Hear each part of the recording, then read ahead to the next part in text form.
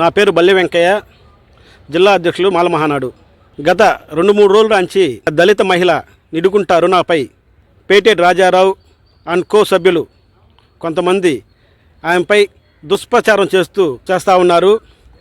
ఆమె ఒక లేడీ డాన్గా, ఒక రౌడీ సీటర్గా గంజా ఎమ్మి డబ్బులు సంపాదిస్తున్నట్టు, అదేవిధంగా దిశ పోలీస్ స్టేషన్లో సెటిల్మెంట్ చేసి డబ్బులు సంపాదిస్తున్నట్టు, ఆమె ఒక ఎస్సీ కాదని ఆరోపణలు చేస్తూ దుష్ప్రచారాన్ని మాల మహానాడు తీవ్రంగా ఖండిస్తూ ఉన్నాం.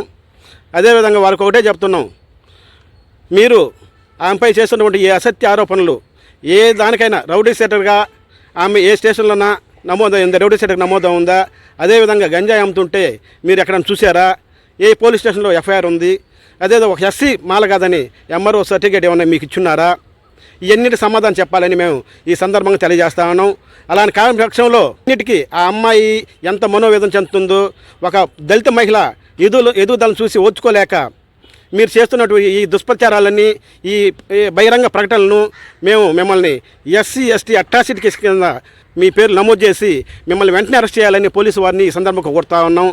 అదేవిధంగా న్యాయస్థానం కూడా ఒకటే చెప్తున్నాం, యూటీపీ ద్వారా వీరందరినీ కూడా విచారించాలని మేము ఈ సందర్భంగా న్యాయస్థానాన్ని కోరుతా ఉన్నాం.